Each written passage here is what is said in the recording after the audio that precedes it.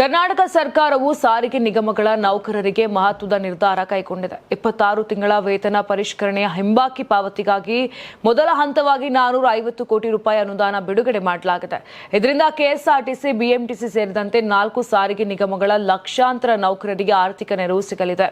ಇನ್ನು 1-1-2021 ರಿಂದ 28-2-2023 ರವರೆಗಿನ 26 ತಿಂಗಳ ವೇತನ ಬಾಕಿ ಪಾವತಿಗಾಗಿ ನೌಕರರು ದೀರ್ಘಕಾಲದಿಂದ ಒತ್ತಾಯಿಸುತ್ತಿದ್ದರು.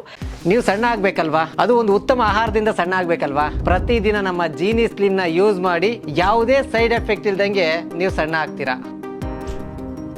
ಈ ಅವಧಿಗೆ ಒಟ್ಟು 1,271.92 ಕೋಟಿ ರೂಪಾಯಿ ಬೇಡಿಕೆ ಇದ್ದು, ಪ್ರಸ್ತುತ ಆರ್ಥಿಕ ಪರಿಸ್ಥಿತಿಯನ್ನು ಗಮನದಲ್ಲಿಟ್ಟುಕೊಂಡು ಸರ್ಕಾರವು ಮೊದಲ ಹಂತವಾಗಿ 450 ಕೋಟಿ ರೂಪಾಯಿ ಬಿಡುಗಡೆ ಮಾಡಿದೆ. ಇನ್ನು ಸರ್ಕಾರದ ಆದೇಶದಂತೆ ಈ ಅನುದಾನವನ್ನು 4 ನಿಗಮಗಳಿಗೆ ಹಂಚಿಕೆ ಮಾಡಲಾಗಿದೆ. ಕೆಎಸ್ಆರ್ಟಿಸಿಗೆ 143.85 ಕೋಟಿ, ಬಿಎಂಟಿಸಿಗೆ 137.24 ಕೋಟಿ ರೂಪಾಯಿ, ಇನ್ನು ಎನ್ಡಬ್ಲ್ಯೂಕೆಆರ್ಟಿಸಿಗೆ 87 ಕೋಟಿ ರೂಪಾಯಿ ಮತ್ತು ಕೆಕೆಆರ್ಟಿಸಿಗೆ 89.91 ಕೋಟಿ ರೂಪಾಯಿಯನ್ನು ನೀಡಲಾಗಿದೆ. ಇದೇ ವೇಳೆ ಸರ್ಕಾರ ಕೆಲವು ಷರತ್ತುಗಳನ್ನು ವಿಧಿಸಿದ್ದು, ಈ ಮೊತ್ತವನ್ನು ಕೇವಲ ನೌಕರರ ವೇತನ ಬಾಕಿ ಪಾವತಿಗೆ ಮಾತ್ರ ಬಳಸಬೇಕು ಅಂತ ಸ್ಪಷ್ಟಪಡಿಸಿದೆ.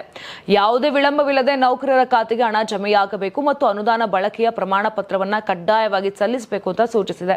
ಕಳೆದ ಹಲವು ವರ್ಷಗಳಿಂದ ಆರ್ಥಿಕ ಸಂಕಷ್ಟ ಎದುರಿಸುತ್ತಿದ್ದಂತಹ ಸಾರಿಗೆ ನೌಕರರಿಗೆ ಈ ನಿರ್ಧಾರ ದೊಡ್ಡ ಸಮಾಧಾನವನ್ನು ತಂದಿದ್ದು, ನೌಕರರ ಸಂಘಟನೆಗಳು ಸರ್ಕಾರದ ಕ್ರಮವನ್ನು ಸ್ವಾಗತಿಸಿವೆ. ಒಟ್ಟಾರೆ ಹಂತ ಹಂತವಾಗಿ ಬಾಕಿ ಹಣ ಬಿಡುಗಡೆ ಮಾಡುವ ಸರ್ಕಾರದ ನಿರ್ಧಾರದಿಂದ ಸಾರಿಗೆ ನೌಕರರಿಗೆ ನಿರೀಕ್ಷೆಯ ಕಿರಣ ಮೂಡಿದ್ದು, ಮುಂದಿನ ದಿನಗಳಲ್ಲಿ ಸಂಪೂರ್ಣ ಬಾಕಿ ಪಾವತಿ ನಡೆಯುವ ವಿಶ್ವಾಸ ಕೂಡ ಹೆಚ್ಚಾಗಿದೆ.